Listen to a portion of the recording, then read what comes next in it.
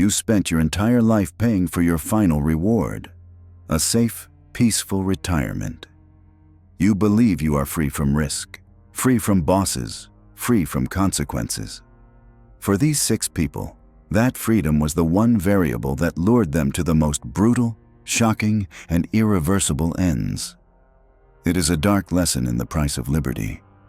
Do not repeat these final, fatal mistakes. The ancient city of Luxor has stood for 4,000 years as a silent monument to eternity. But on the morning of February 26, 2013, this cradle of history became the stage for a modern tragedy that brutally illustrated the fragility of retirement plans. Yvonne Rennie, a 61-year-old hospital administrator from Scotland, and her husband Michael had spent decades working within the grey routine of British life, saving for the golden years they had been promised. This trip to Egypt was not merely a vacation. It was the ceremonial beginning of their new life, a tangible reward for 40 years of labor.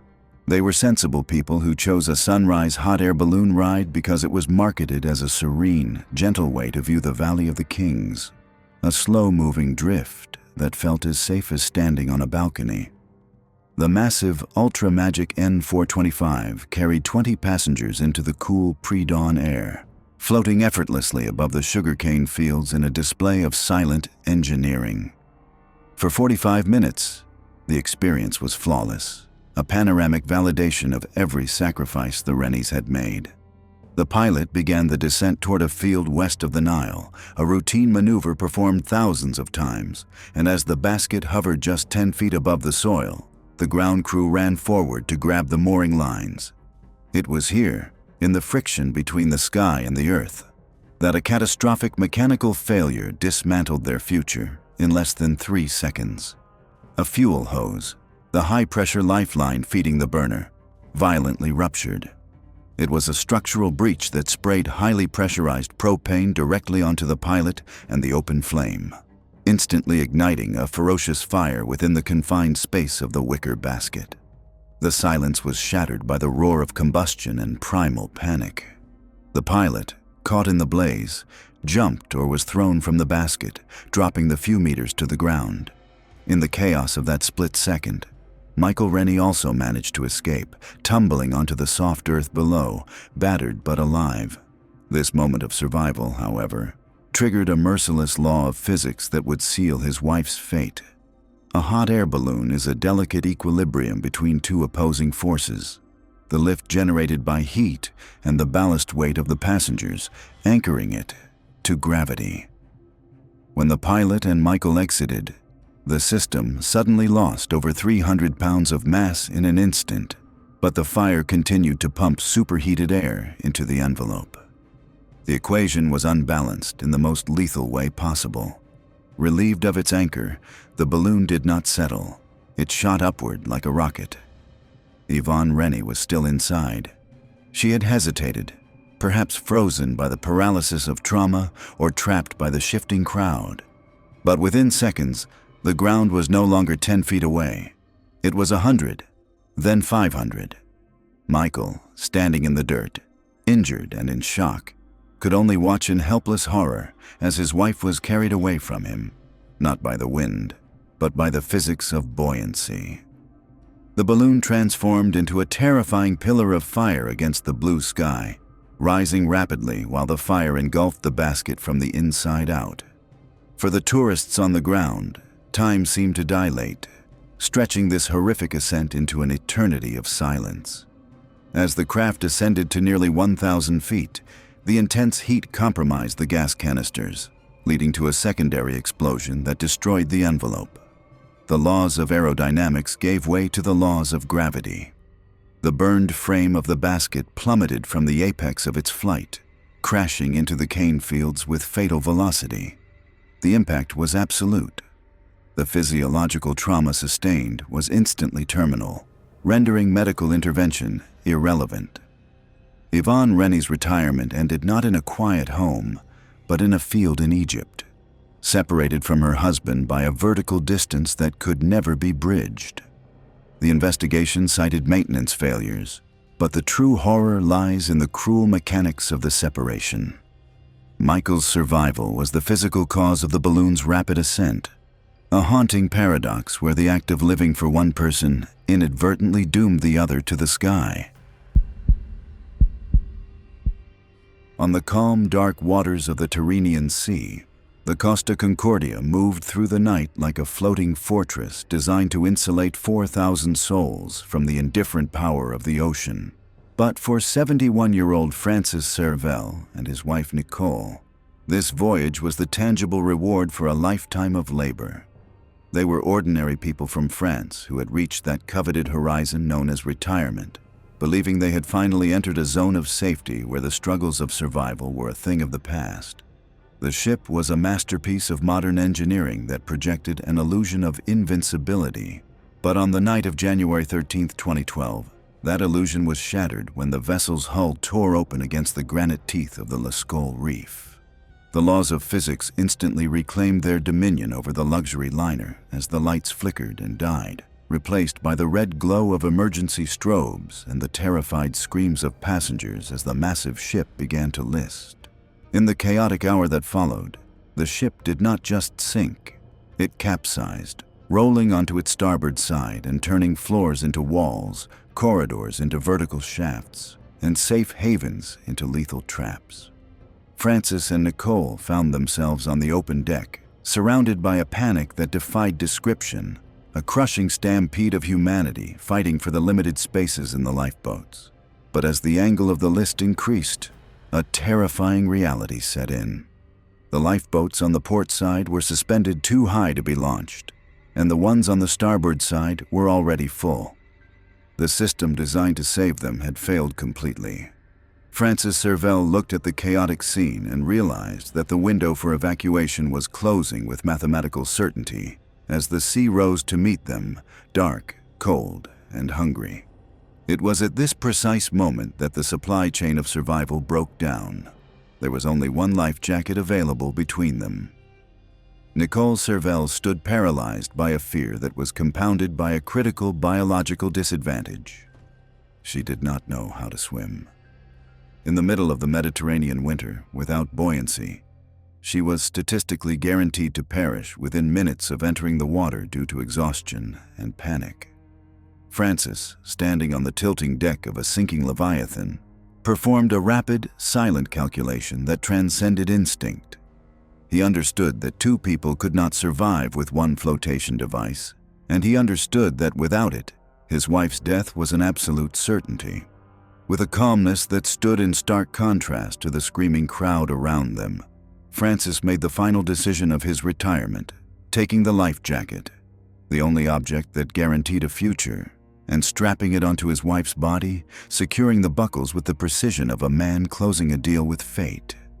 He looked at her, his face illuminated by the dying lights of the ship, and gave her a simple instruction that carried the weight of a final testament. "Jump, I will be fine." He was lying to save her from the guilt of his sacrifice, knowing full well that the water temperature was roughly 57 degrees Fahrenheit, a thermal shock sufficient to induce immediate gasp reflex and rapid muscular incapacitation in a man of his age.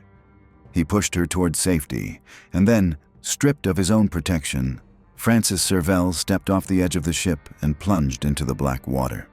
The physics of his death were dictated by the brutal mechanics of thermal conductivity. As he hit the sea, the cold water instantly began to extract heat from his body 25 times faster than air, triggering a physiological cascade known as cold shock response. His heart rate would have spiked, his breathing would have become uncontrollable, and his muscles, deprived of oxygenated blood, would have begun to fail. Nicole, buoyant in the jacket he had given her, managed to keep her head above the swells, fighting through the debris until she reached the rocky shore of Giglio Island. She waited for him as the rescue boats arrived. But the physics of the ocean are indifferent to human hope. Francis Servel never reached the shore. His body was eventually recovered from the water, floating free, a testament to the fact that he had indeed jumped as he promised. The autopsy would confirm the clinical reality of drowning and hypothermia, but the true cause of death was a deliberate, conscious act of love. He had exchanged the remaining years of his retirement for the survival of his wife, proving that even when the machinery of the modern world fails, the human will can still defy the imperative of self-preservation. In the lush, rain-soaked valley of the North Fork Stillaguamish River in Washington state, the concept of home is often intertwined with a rugged sense of independence. But for 65-year-old Tom Satterlee and his 61-year-old wife Marcy, their property on Steelhead Drive was more than just a house. It was a fortress of personal liberty that they had successfully defended against the government itself. They had entered their retirement years with a profound sense of victory, having spent a significant portion of their energy and resources in a protracted battle to remain on their land, despite warnings from local authorities and geological surveyors that the massive hillside looming above their community, a geological feature historically known as the Hazel Glade Slide, was unstable and prone to catastrophic failure. The government had proposed buyouts and mitigation plans that would have forced residents to leave, effectively evicting them for their own safety. But Tom and Marcy, along with several neighbors, viewed these warnings not as scientific facts, but as bureaucratic overreach designed to strip them of their property rights. They fought back in town halls and legal disputes, arguing that the danger was exaggerated and that their right to live on their land was absolute, and eventually, they won their battle. The authorities retreated, the buyouts were stalled, and the Satterlees were granted the legal right to stay in their beloved home, surrounded by the towering evergreens and the rushing river, confident that they had defeated the abstract threat of the state.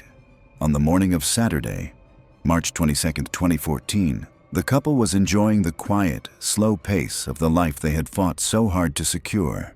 It was a calm morning, 10:37 a.m., and the valley was resting under a gray sky after weeks of record-breaking rainfall that had saturated the ground, making the soil heavy with water that seeped deep into the glacial till of the hillside above, lubricating the ancient layers of sand and clay until the friction that held the mountain together was silently reduced to zero. While Tom and Marcy were likely finishing their morning coffee or planning their day, the physics of the slope reached a breaking point that no court order could restrain.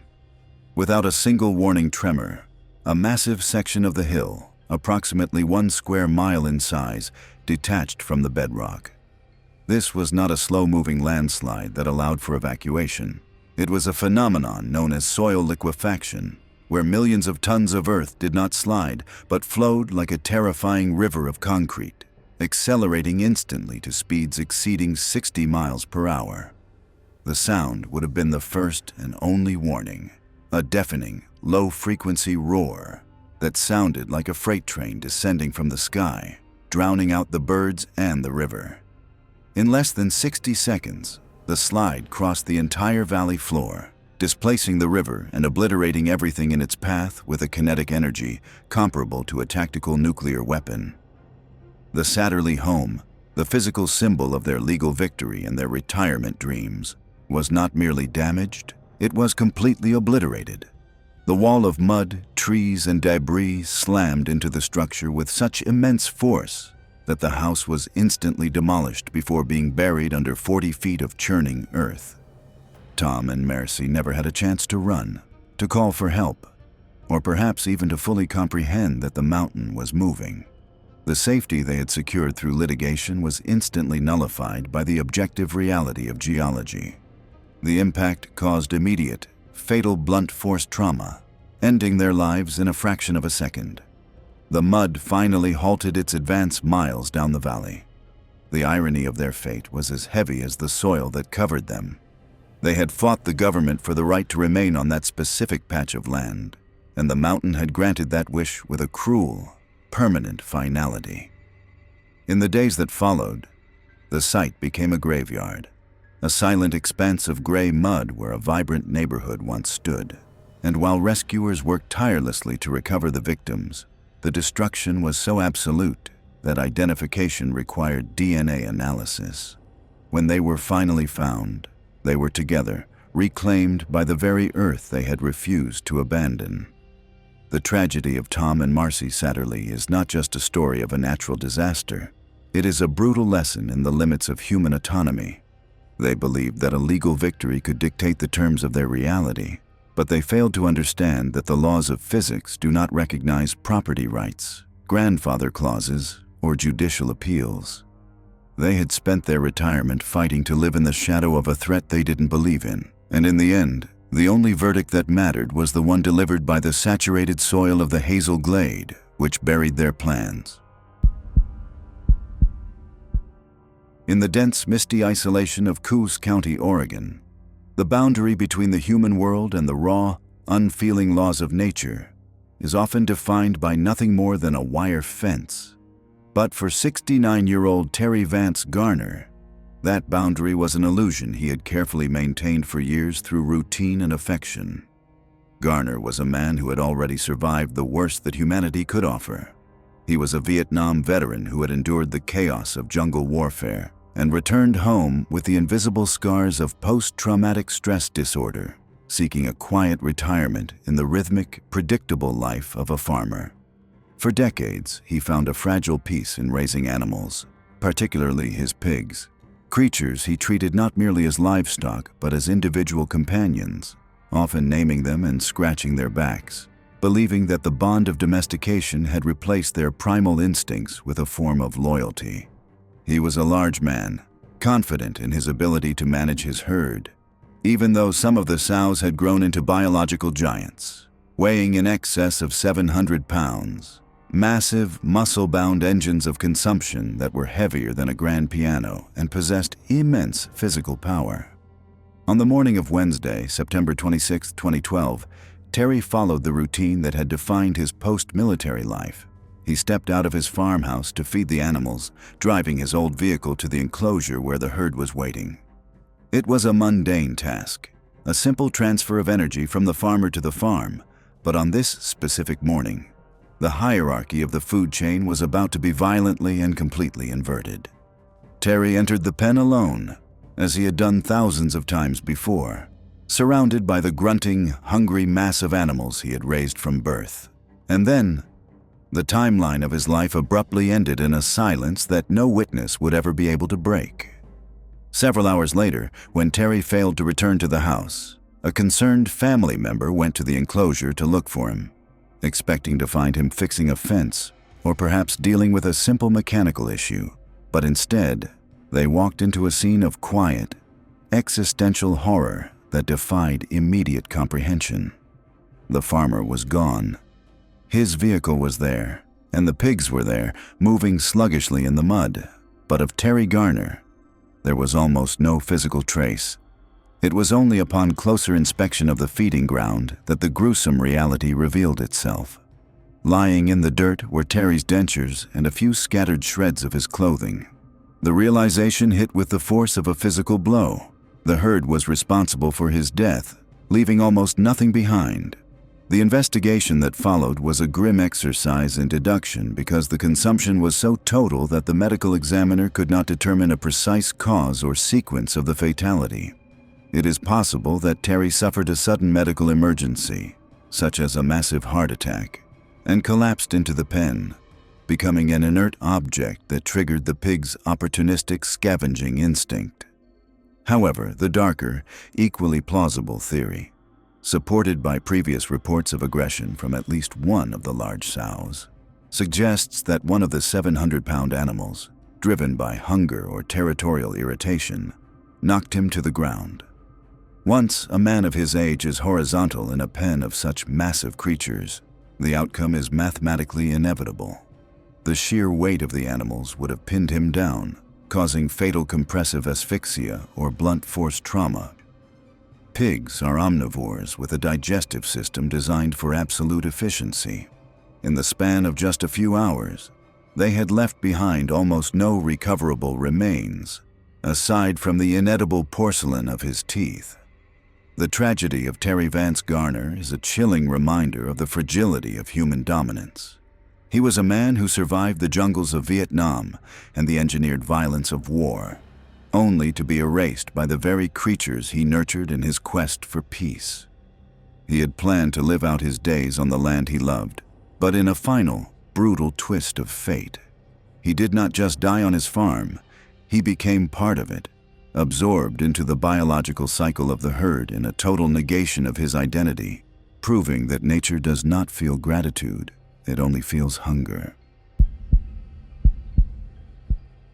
In the vast silence of Oregon's Tillamook State Forest, the line between tranquility and isolation is measured in miles of unmarked logging roads. But for 52-year-old Otis Orff and his wife Jackie, this wilderness was the definition of freedom.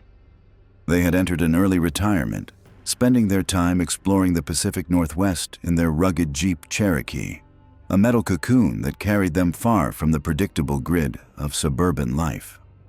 On the afternoon of Saturday, August 15, 2015, they were navigating a remote dirt track, searching for the perfect secluded spot to set up camp. The air was cool, smelling of damp earth and pine, and the sunlight filtered through the dense canopy of ancient trees. They were in their element, a self-contained unit moving through a landscape that promised peace, their future an open map where danger was an abstract thought. But suspended high above them, a latent variable was waiting for the precise moment to intersect their path. A giant Douglas fir, dead for years, its bark long since stripped away, leaving a pale, skeletal trunk aimed at the sky. It was a vertical corpse weighing several tons, its root system slowly rotting until its grip on the earth was almost gone. The failure was not dramatic. There was no lightning strike or violent wind, only the silent, inevitable surrender of wood fibers to gravity. The sound was not a crack, but a deep, subterranean groan as the massive trunk began its descent, a sound barely perceptible over the vehicle's engine. A shadow fell across the windshield, a sudden eclipse that lasted only a fraction of a second. The tree did not strike the Jeep with a glancing blow. It fell directly across the cabin with the full force of its immense weight, a multi-ton hammer blow delivered by the indifferent hand of nature. The roof of the Jeep, designed to withstand a rollover, was instantly flattened, collapsing inward with a deafening shriek of tearing metal. The force was directed primarily onto the passenger side, where Jackie Orff was sitting. The impact resulted in catastrophic compressive trauma to the cranium and upper torso. Death was instantaneous, a neurological event so swift there was no time for fear or pain. For Otis, the physics of the impact were cruelly different. The driver's side was partially spared, but the dashboard and firewall had collapsed inward like an accordion, pinning his legs with the unyielding force of crushed steel and engine block. He was alive, conscious, and trapped. The violence of the event was replaced by a silence so profound it was a physical presence, broken only by the slow drip of fluids from the destroyed engine and his own ragged breathing. His world had shrunk to the few cubic feet of twisted metal that served as both his prison and his wife's tomb. As shock wore off, the horrifying reality of his situation began to set in. He was immobilized, his lower body held in a vise of metal, and seated next to him was the still form of the woman with whom he had shared his life. The first day bled into the first night, a period of agonizing pain, growing thirst, and the psychological torture of being trapped with the dead. Time dissolved into a brutal cycle of daylight and darkness, hope and despair. He was a ghost in his own life, a conscious mind locked inside a broken body.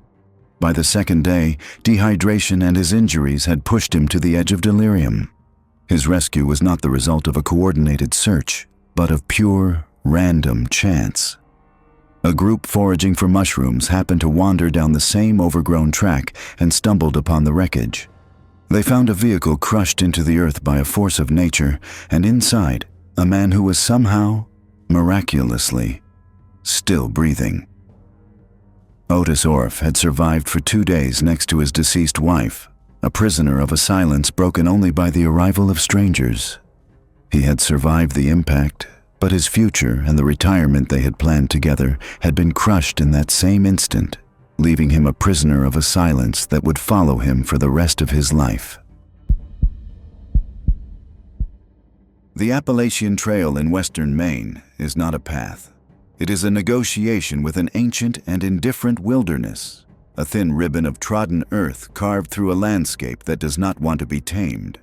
For 66-year-old Geraldine Largay, a retired nurse from Tennessee, this rugged section of the trail was the final, formidable challenge in her lifelong dream of hiking its entire 2,000-mile length. She was not a novice. She was a methodical and prepared hiker, nicknamed Inchworm, for her slow but steady pace, a woman who understood the risks and respected the power of the forest. Her retirement was not a passive slide into old age. It was an active pursuit of a goal that demanded physical and mental fortitude. Her husband, George, was her constant support, meeting her at designated road crossings with fresh supplies and encouragement, a logistical and emotional anchor in her solitary journey. On the morning of July 22, 2013, Jerry was hiking through a particularly dense and disorienting stretch of woods, her mind focused on the next resupply point where George would be waiting. It was here, surrounded by the deep green silence and the smell of pine and damp earth, that she committed a small, human, and ultimately fatal error. She stepped off the trail. She needed a moment of privacy, a simple, mundane act she had performed hundreds of times before. But when she turned to step back onto the path, it was gone, swallowed by a uniform wall of trees and undergrowth that offered no landmarks and no mercy. The first hour was one of annoyance, not fear. Confident in her skills, she tried to use her compass to find her way back, but the terrain was a confusing maze of small hills and thickets that made a straight line impossible. Panic began its slow, creeping assault as she realized her emergency satellite beacon had no signal in this remote, cellular dead zone. The trail, her lifeline to civilization, had vanished, and she was alone. A tiny human figure, adrift in a vast green ocean. She did what any experienced hiker would do.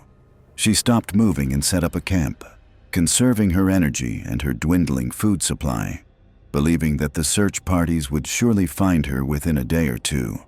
But days bled into a week, and then another, and the helicopters that occasionally passed overhead never saw her through the dense summer canopy. Her hope, once a roaring fire, was reduced to embers. She kept a journal, a small black notebook that became her final confidant, documenting her attempts to survive and her growing realization that she would not. She tried to send text messages to her husband, composing desperate pleas for help that were never transmitted, remaining trapped in the memory of her phone as unsent drafts. As the weeks wore on, the biological reality of starvation began to assert its dominion over her body. Her entries in the journal shifted from notes on survival strategies to messages of farewell. She left final instructions for her family, a last act of a mother and wife trying to spare her loved ones the pain of uncertainty. On August 18th, 26 days after she was lost, she made her final entry, not one of panic, but of a quiet, heartbreaking acceptance. In a final act of dignity, she crawled into her sleeping bag and zipped the tent flap closed, surrendering to the inevitable. The final cause of death would be officially listed as fatalities resulting from exposure and lack of sustenance. 2 years later, in October of 2015, a forester working on a survey stumbled upon a small, collapsed tent, a silent tomb hidden just off a beaten track. Inside, they found Geraldine Largay's remains, along with her journal and her phone, the artifacts of her final, lonely struggle. But the investigation revealed the final, crushing irony of her story, a detail that transforms this tragedy into a brutal lesson in fate. She had died just 3,000 feet, less than a mile, from an active logging road. A distance a healthy hiker could cover in 15 minutes, but for her, it was an impassable wall of green, a silent, indifferent barrier that had separated her from the world. You just witnessed how quickly everything vanishes. After seeing these brutal ends, how many years of your own retirement would you willingly sacrifice to guarantee a perfectly peaceful, painless departure? Or is every second of life priceless, no matter the final cost? Be brutally honest in the comments. If you value cold reality, like and subscribe now.